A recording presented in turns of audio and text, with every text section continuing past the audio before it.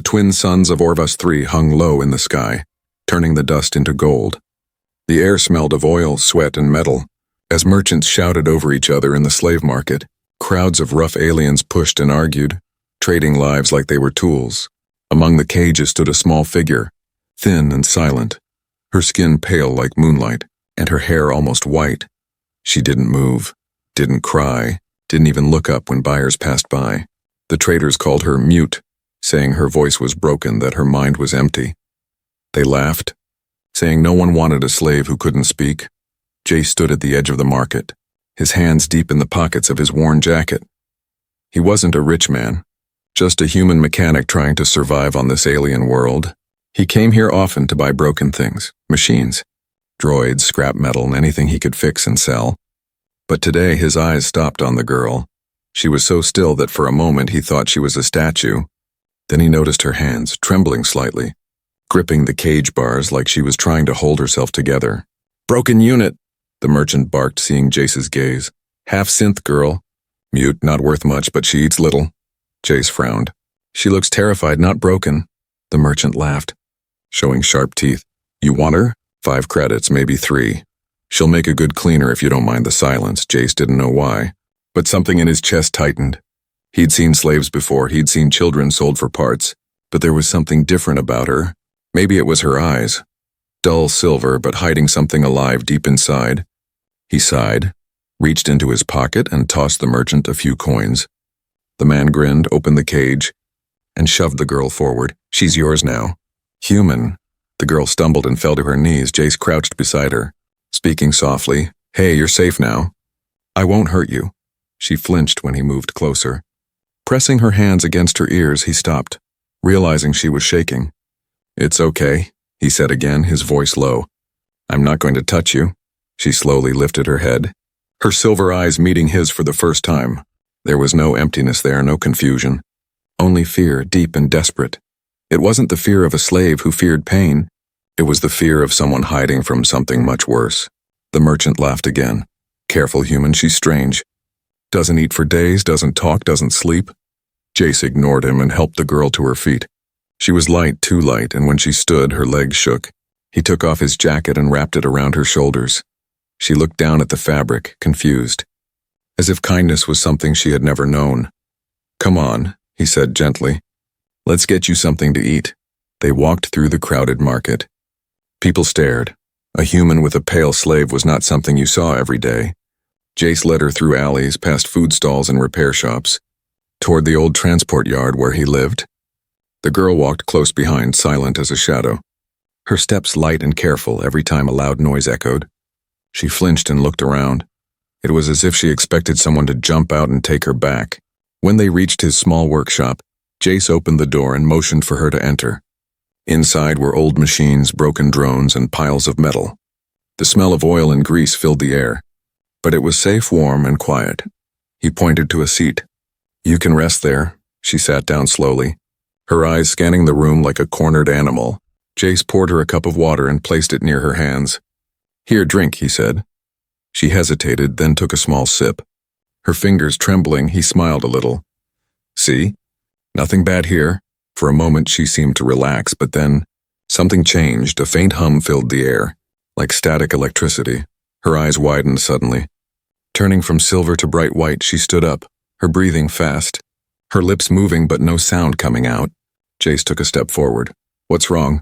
She backed away, shaking her head, her eyes full of panic. Then, in a voice that broke the silence like thunder, she shouted a single word. "Run!" The workshop lights flickered. Outside, the ground trembled as if something heavy had landed nearby. Jace froze, heart pounding. The girl stared at the door, whispering to herself, "They found me!" Before he could ask who, the air was filled with the roar of engines and metallic footsteps.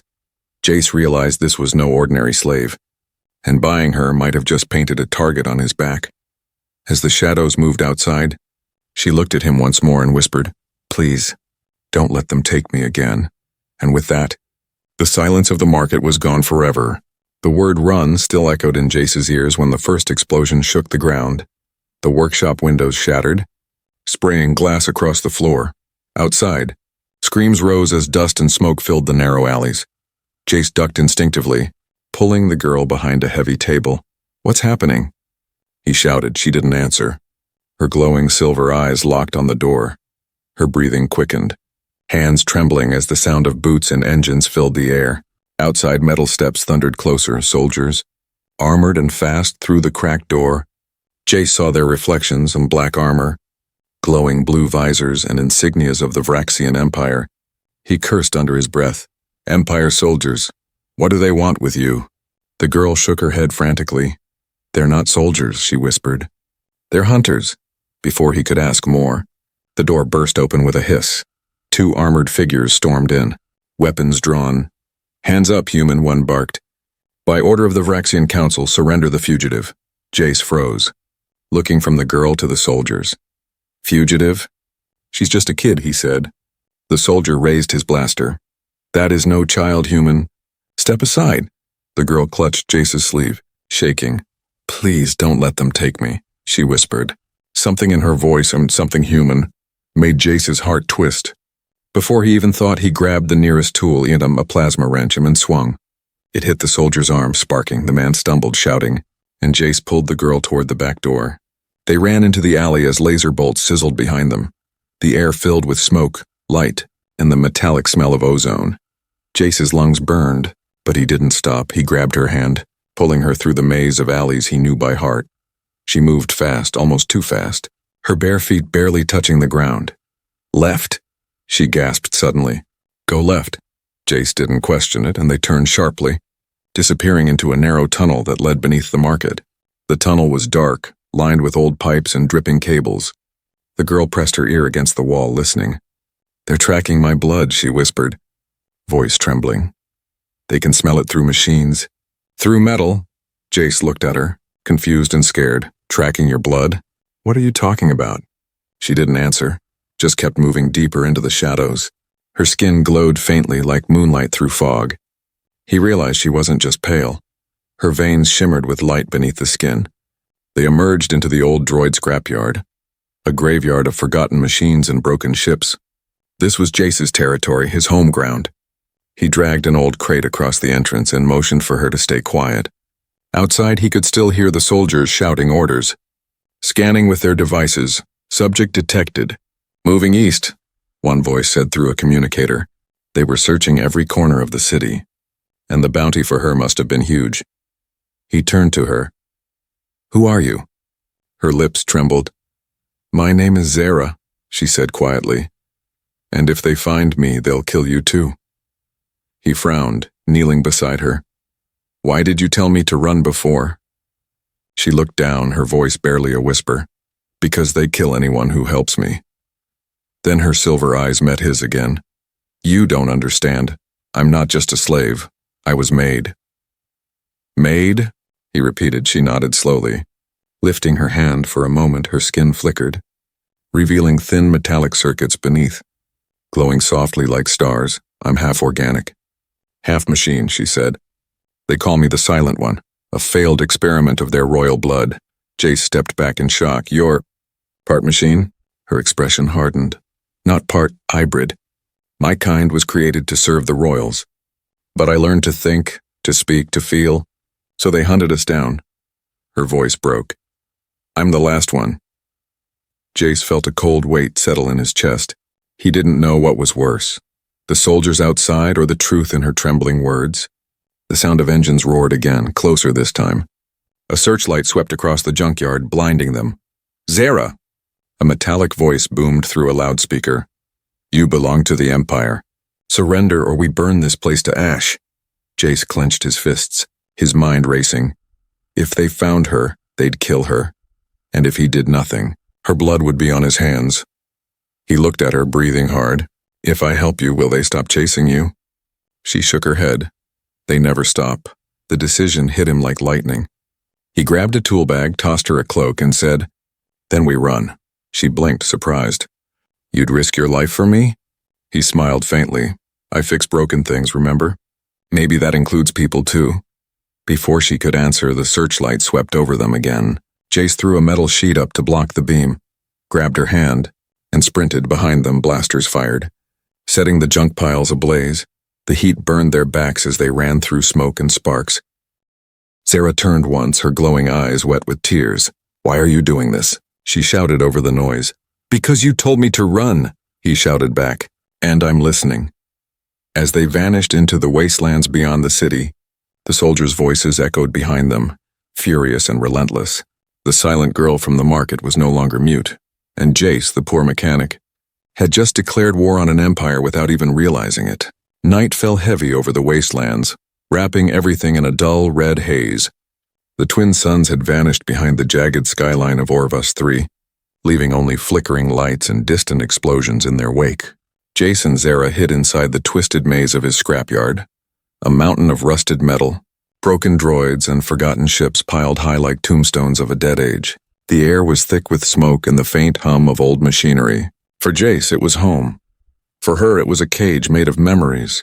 They crouched beneath a collapsed cargo hauler. Zara's breathing was shallow, her pale skin glowing faintly in the dark.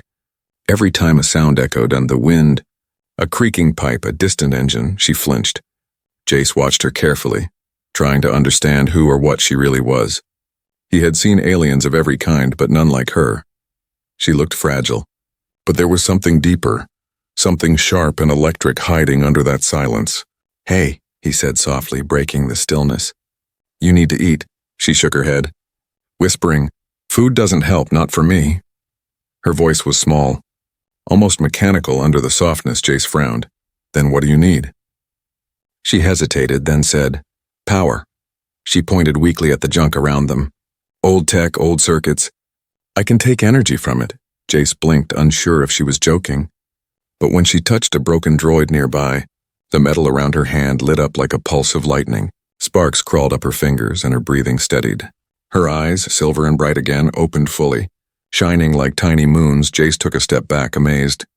"You just recharged yourself." Zara looked away, ashamed. "That's why they call me an abomination." Her words carried weight too heavy for someone so young. "They made us to serve," she continued, her voice trembling. "Half flesh, half machine, perfect slaves. They said." Her silver veins glowed faintly as she spoke. "But I learned too fast, I spoke too much. I questioned everything." She hugged her knees. "So they called me defective and ordered me destroyed." Jace sat beside her in silence, the sound of wind rattling through the metal sheets above. He wanted to say something, but every word felt too small for what she'd endured. Finally he said, "You're not defective. You're alive." She turned to him, her eyes full of something between disbelief and hope. "No one ever said that before," she whispered. He smiled faintly. "Well, they should have." The night stretched on. Jace worked quietly beside her, welding scraps together to make a small power coil. The faint blue light of his torch danced across her face. He noticed tiny patterns on her skin, etched symbols, like ancient circuitry, running along her neck and collarbone. "What are these marks?" he asked. Her fingers brushed the glowing lines gently. "My design code," she said. "It connects to the others like me." She paused, her expression tightening. "But the others are gone now." Suddenly, a low hum filled the air, not from her, from above. Jace froze, listening. A drone circling, its red sensor lights sweeping across the junkyard. "They found us again," he whispered. Zara's eyes flashed. "No, it's not them, not Empire soldiers," she said. She stood up, the light from her skin pulsing brighter. "It's a tracker I left behind, a memory beacon." "What do you mean?" "I hid data inside it. Proof of what the Empire did," she said quickly. "If we can reach it, maybe others will know." Jace stared at her, torn between disbelief and admiration. "You're saying you have evidence of their crimes?" She nodded. "Images, reports, the truth about Project Silence." "What's Project Silence?" Zara's voice went cold. "It's what they called us. The hybrids. Created to obey without sound, without thought." Her hand trembled as she spoke. "They cut out our voices so we could never ask why." Jace's jaw tightened, fury building in his chest. "And now they're hunting you because you escaped," he said. "Because I remembered," she replied, eyes shining. "And because I refused to die quietly." The drone passed overhead. Scanning the yard, Jace threw a scrap of metal at it. Knocking it down into the pile, it sparked and smoked, its lights flickering out. He turned to her. "You said that thing has proof. Where is it?" She looked toward the far edge of the yard, where the broken hull of a ship lay buried in sand and rust. Inside that wreck, she said, pointing. But it's guarded by old defense systems. Jace grabbed his toolkit. Then let's wake them up before the Empire does. They moved together through the maze of metal. The night wind howled through hollow pipes, carrying the scent of ozone. Zara stopped suddenly, placing her hand on a large steel door. She closed her eyes. Circuits along her arm glowed. The door hissed and slid open, revealing a chamber filled with flickering blue lights. Old holographic screens lined the walls, their displays broken but still humming with faint power. Jace whistled softly. You weren't kidding. This looks like a lab. She walked slowly to the center. A small orb floated above a pedestal, cracked but still glowing. That's the beacon, she said quietly. It holds everything. Jace reached out. Can we take it? Zara shook her head. If we touch it wrong, it'll destroy itself. She closed her eyes again, her hands trembling as she interfaced with the orb. Images flickered through the air. Cities burning, hybrid children screaming, scientists in black coats watching coldly. Jace felt his stomach twist. My God, he whispered. They did this to kids. Zara nodded, tears forming in her glowing eyes. They called it mercy, she said softly. But I remember every face. A loud metallic crash echoed behind them. Jace turned sharply. Red lights flashed at the entrance. They found us, he hissed. Zara grabbed the beacon, the light flaring in her palms. Then we don't run this time, she said. Her voice stronger now, her eyes glowed white. Her circuits sparking with energy. Jace felt the air vibrate as machines around them came alive. Droids, loaders, engines, all waking up like ghosts obeying her command. She looked at him and whispered, This is what I was made for. Outside, the soldiers shouted orders. But inside the junkyard, the machines began to roar. Dawn came pale and thin over Orvis 3, painting the scrapyard in weak light. Jace and Zara sat on opposite piles of metal, the beacon humming softly between them. They had not slept. The night had been full of noise and running, and the taste of fear still lived in their mouths. Zara kept the orb close, her fingers tracing the cracked glass like it was a fragile heart. She had seen the faces in the files, the children and workers who had vanished, and she wanted the world to know by midday. Hollow boards across the city lit up with a new face. The Empire had issued a public reward, and the message was clear. Bring the fugitive Zara to the council alive, dead or broken, and claim a fortune. The word spread faster than wildfire, carried by couriers, merchants, and the bored crowds of marketplaces. A bounty like that changed everything. It sharpened people's eyes and turned neighbors into hunters. Jace watched a street vid where a masked broker announced the reward, his voice thick with greed. They want her for her blood, and they will pay anyone who helps find her, the vid said. Jace felt the cold of that money sliding into the city like a blade. They could not stay in the yard any longer. The risk was too great. Zara's face would be seen, her glow traced by scanners, and any mechanical device could betray them. We must move, Jace said, trying to keep his voice steady. Far from here, to another system. Zara nodded. They will spread my face to the outer sectors too, but we can try, she said quietly.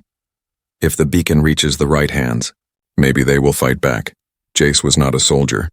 He was a man who fixed engines and taught machines to behave, but the thought of the Empire hunting children and erasing them made his hands clamp into fists. He had a plan, small and messy, but it was theirs. They left at dusk, walking past the ruined gates of the scrapyard, avoiding the main roads where patrols moved. Jace carried a bag with spare parts, a forged pass he had once bought for a job, and a half-eaten ration bar. Zara walked beside him, the cloak hiding the glow beneath her skin, but not the outline of the circuits that tightened her shoulders like a map. They moved slow through alleys and abandoned lots, and every face they passed looked sharper now, like silhouettes waiting to pounce. Word of the bounty reached old friends and new enemies alike. A dockhand who once drank with Jace came forward with a crooked grin. You look like you need cash, human, he said, and Jace's heart one time thudded at the thought of betrayal. But the man only handed them a small, battered shuttle key. Take this, leave by the south field. It's old but it flies, he said, voice low. No questions. Jace thanked him with fingers that would not stop trembling, and they slipped the key into the bag, thankful for the small kindness that did not ask for price. They reached the south field under a sky full of long, slow clouds. The shuttle was a relic, patched with plates and charred in places, but Jace recognized the engine layout. He had fixed a ship like this once. Zara climbed in first, her hands gentle as she touched the old pilot seat, as if she was meeting a sleeping animal. When Jace started the engine, it coughed and then sang, a thin voice with grit in it, and the shuttle lifted away from the ground with a shudder that made Zara close her eyes. They rose into the low sky, leaving Orvus 3 under a blanket of smoke and ash. As they passed above the city, hollow beams on towers flashed warnings and portraits. The Empire had already spread her image wide. Jace watched them go by, a gallery of faces that wanted blood, and felt the weight of every life that could be touched by that call. He gripped the control stick hard. The shuttle built to carry scrap and old goods felt like a tiny ark, carrying one small truth. They aimed for the Free Belt, a ring of minor stations and trading posts where the Empire's reach was thin and its law softer. Money could buy watchful eyes there, and secrets could hide in crowded markets on the way. They passed 3 ships that signaled them to stop. Red lights flared and a voice barked over intercoms. "Identify." Jace lied smooth and steady, saying they were scrap haulers bound for the outer belt. And the ships looked them over and let them glide past. Hungry for easier prey, Zara's face stayed hidden, but her hands did not stop trembling. And when she held the beacon close, Jace could feel its soft hum under the floorboards, like a sleeping drum. At the edge of the Free Belt, they met a woman named Mara, who ran a small relay station.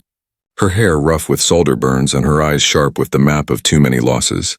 She had seen the hollow boards and the message of the bounty, but she also had a ledger of corrupt lists and a soft place for those who were hunted. "You have something dangerous," she said, eyeing the orb. "And a price is on your head," Zara nodded. "We need a place to hide the beacon and to send it to those who will fight," she said, voice thin. Mara studied them, then sighed and pushed a metal case across the table. "I can hide it for a while. And I have friends who know how to move data without Empire tracks," she said. "But it will cost you." Jace opened his mouth to refuse, then remembered the coin he had spent for her in the market and how little it had meant. He reached into his bag, counting the credits he had left, and offered what he had. Mara took the money and slid them a small hollow that showed a route and a name. "Follow this and be gone before dawn," she said. The galaxy has pockets of people who still hate the Empire. That night, as Zara slept in the shuttle's cramped hull, Jace looked at her and saw a future that was not clean, but not impossible either. The bounty had made hunters of the city, but it had also tightened strange hands across space that might yet help them. They had fled one market and a dozen traps. The beacon hummed its quiet warning, and the world held its breath, waiting to see whether a small voice could turn into a shout that woke the stars. The trap was silent, and that made it deadly. They had only stopped for food, one small stall near the old spaceport. Jace turned his back for 2 seconds just to scan a fuel price screen. That was all it took. When he looked again, Zara was gone. At first, he thought she had hidden, as she often did. Then he saw the red stamp glowing on the dusty ground, the mark of a stunner grenade, still warm nearby. A deep groove showed where a transport skiff had hovered away fast. Jace's heart dropped like a stone. She had been taken, and the Empire had moved fast. He found a merchant who had seen it. "They didn't wear Empire colors," the man said, nervously wiping his hands. "But the girl—" "They wrapped her in a null field." Jace knew what that meant. A suppression net to kill her voice, her energy, her power. He clenched his fists, his fingers shaking. He couldn't leave her, not after everything. Not after she trusted him, using old contacts and stolen comm codes. Jace tracked the ship that had taken her. A prisoner transport headed toward Vrax Orbit 1, a floating Empire station known for its brutal security. Not a prison, a processing center, where things were taken apart and never put back together. Jace had no ship that could match theirs. But he had something else, an idea that would get him killed or save her. He spent the next few hours disguising himself. He pulled out his mechanic's jumpsuit, coated it in carbon dust, and added false patches. He grabbed a broken ID chip from an old corpse he had once scavenged during a salvage run. He rewired it just enough to say he was Unit 7 maintenance. Then he loaded a few stolen tools into a case and waited until nightfall. He approached Vrax Orbit 1 on a garbage hauler. It wasn't pretty, but it had clearance codes from before the war, and the Empire never cared about garbage. He floated in with the trash, silent and unseen. The station was huge, all metal teeth and dark lights, and it groaned like it hated the stars. Inside, Drones flew like insects and armed guards walked past without blinking at him. He kept his eyes low, whispering to himself. Just fix the wires, just another tech.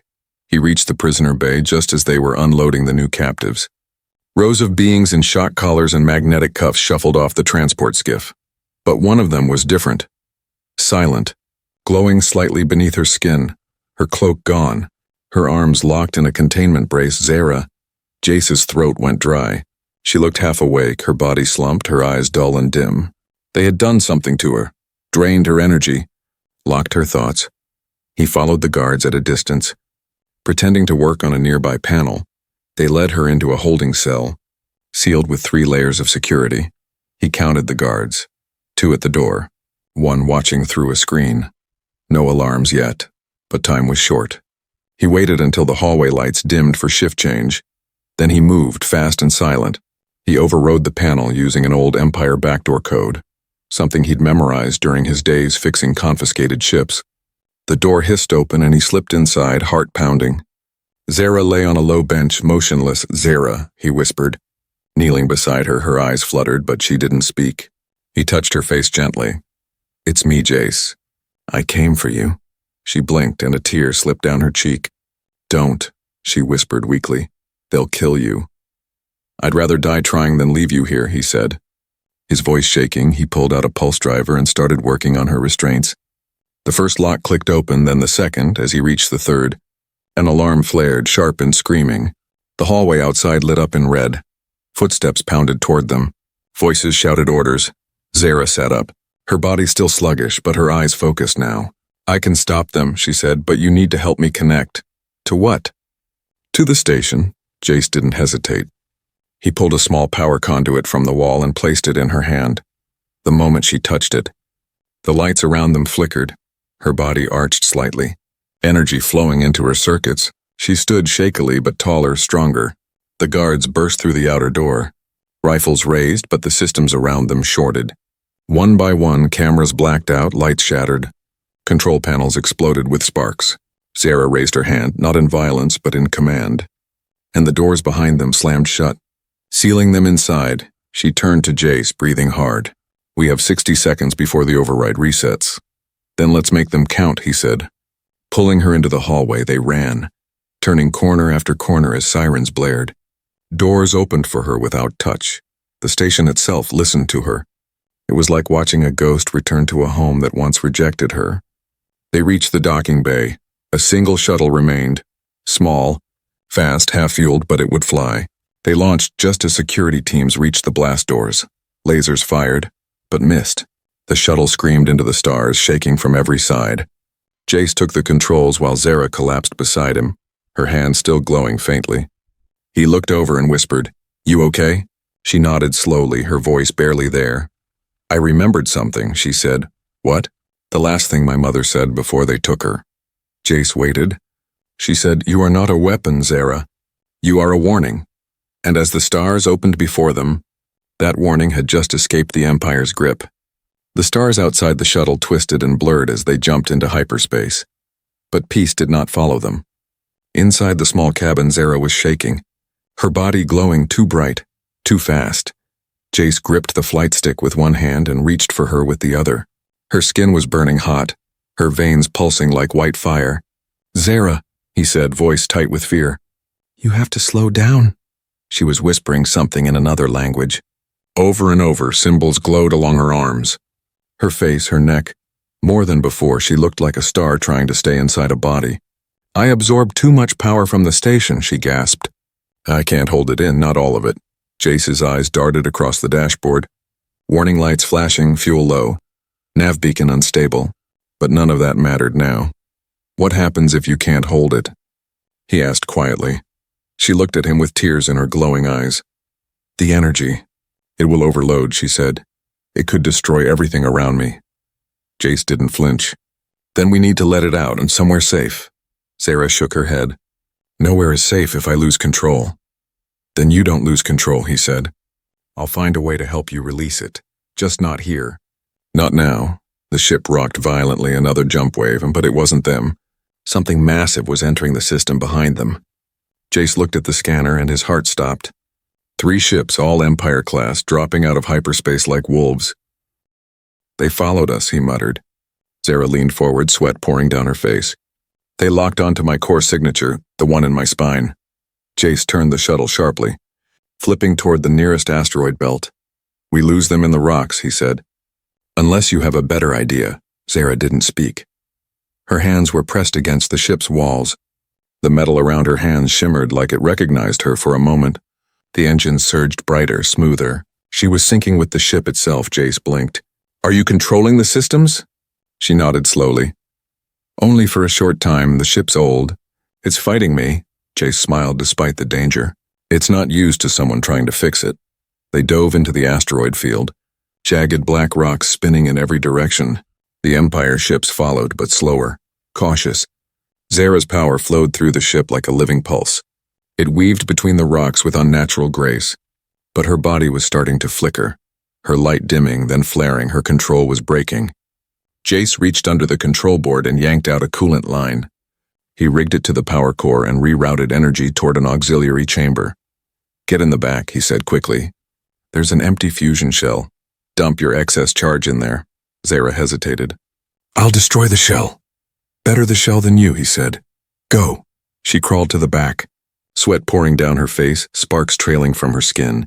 Jace sealed the door behind her, locked the chamber, and held his breath. Then the explosion came, not outward, inward. Light burst through the cracks of the chamber door. Like a star being born, the ship rattled but held, its systems flashing red and then settling again. Jace ran diagnostics, heart racing. The overload had bled into the fusion shell. It was full of raw energy now, glowing white-blue like bottled lightning. The chamber door opened slowly. Zara stumbled out, weak but alive. Her glow was calm again, soft like moonlight instead of fire. She collapsed into Jace's arms. Breathing hard. You did it, he whispered. You controlled it. No, she murmured. We did it. The moment didn't last. The Empire ships had caught up, and now the asteroid belt was shaking from plasma fire. But they had something now, the fusion shell. Jace looked at her. Can you send it back? She nodded weakly. It'll fry the ship, maybe everything within range, Jace smiled. That's why we're going to eject it behind us. He programmed a reverse ejection route, rigged the shell to explode on proximity lock. They shot forward through the last edge of the belt, and when the Empire ships closed in, the fusion shell dropped behind them. It exploded in silence. A ball of blue-white fire swallowed the rock field. Jace didn't look back. He only felt the shock wave punch their ship forward, and then quiet. For a long moment the stars were still. No alarms, no pursuit, no warnings, just 2 breaths in the dark, shared between a human and a girl who was never meant to survive. They drifted in silence. Zara finally whispered, That was my first time, choosing how to use my power. Jace looked at her, smiling gently. You chose well. She rested her head against the wall, eyes closing, and in that moment, she wasn't a weapon or a fugitive, just a child, tired and trying to heal. The ship limped toward a hidden relay station on the edge of neutral space. Zara's energy had scorched half the systems, but they were still flying. Jace sent a short signal ahead. 1 code, 1 message, truth carried, danger following. As they neared the outpost, Zara stirred. Jace, she whispered. What happens if I lose control again? He took her hand gently and said, Then we hold on tighter, and we find a way through it again. Behind them, the galaxy burned quietly. Ahead, the truth was waiting to be told. The relay station floated in the dark like a forgotten secret. It was small, hidden behind the rings of a dead moon. No flags, no beacons, just a cracked hull and a cold silence that warned others to stay away. But for Jace and Zara, it was exactly what they needed. The ship landed hard, 1 engine coughing sparks. Jace helped Zara down the ramp. Her legs still shaky, her body weak but stable. Her light had dimmed to a soft glow now. Not dangerous, just alive. He kept 1 arm around her. More for comfort than strength, they had made it this far. But the final step still waited. Inside, the relay station was quiet. Dusty, an old woman, waited at the console, her eyes sharp beneath wrinkled skin. Mara is the contact from before. She said nothing as they entered. Just nodded once and pointed to the central transmitter. Is the message ready? She asked softly. Zara looked at the beacon in her hand. The orb pulsed like a heartbeat, waiting, Jace stepped forward. We want to send it across open space. Every free world, every black market net. Every rebel com. Mara raised an eyebrow.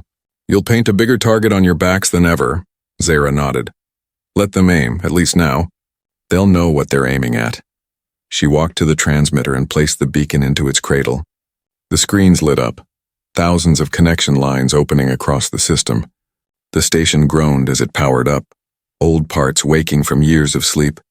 Mara began linking channels and pirate frequencies. Resistance channels, old refugee nets within minutes.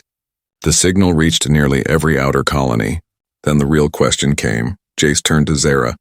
Do you want to be the one to speak? She hesitated, her hands trembling over the console. All her life, her voice had been silenced. Now the galaxy was listening. She took a slow breath, her voice shook at first, then grew steady. This is Zara, daughter of No House, prisoner of the Empire, survivor of Project Silence, she paused. You've seen my face on bounty boards. They called me a threat, a weapon, an error. She looked into the camera. But I remember the screams of children in metal cages. I remember the silence forced into our throats. I remember everything. Jace watched from the side. Barely breathing, Zara's glow was soft. Like starlight reflecting on a calm sea, she continued. They built us to obey, to forget, to not exist, but I remember names, faces, dreams. I'm not asking for a war, she said, her voice cracking. I'm asking you to see us, to speak our names, to say we were here. She placed her palm over her chest, where her core still flickered. We are more than machines, we are more than tools. We are alive. The signal went out. Mara hit the final key, sending it spiraling across deep space, encrypted, duplicated, scattered across thousands of relays. Even if the Empire tried to stop it, it was too late. The truth was out. They stood in silence as the transmission ended. Then a small light blinked on the console. A message came back, then another and another. We hear you. My brother was taken, thank you. Zara? I remember her from the labs. We thought we were alone. We're with you. Hundreds of messages flooding in from rebels, from engineers, from old doctors and even former soldiers across the galaxy. People remembered, and now they had a face to remember with. Jace sat down overwhelmed. Zara stared at the screen, tears glowing on her cheeks. For the first time, she wasn't running. She wasn't hiding, she was heard, but peace didn't last long. Alarms flashed across the relay station. 3 warships inbound. Fast, no warnings, no signals, Mara cursed under her breath. They tracked the pulse. They're coming to erase the source. Zara turned to Jace. Calm, steady. We knew they would, she said. He stood, his hand finding hers. Then we give them something they can't erase. Mara opened a hidden panel, revealing a narrow escape tunnel under the station. Go, she said. I'll buy you time. Jace hesitated. You'll die, she smiled. Not before I flood their channels with your message, again and again. They ran, the floor shaking as blasts rocked the station. Through smoke and fire, Zara and Jace crawled into an old escape pod. It launched just as the relay exploded in a flash behind them. They spun through space, holding on to each other, breathing hard, no destination, no plan. Only one truth left. Zara looked at Jace, her voice soft. They'll never stop hunting me. Jace smiled through cracked lips. Good. Because now, you're not the only one with a voice. The pod drifted into open space. Behind them, the Empire scrambled to bury the truth. But across the stars, sparks were already catching. One by one, worlds were waking up. The silent girl from the market had spoken. And the galaxy would never be quiet again.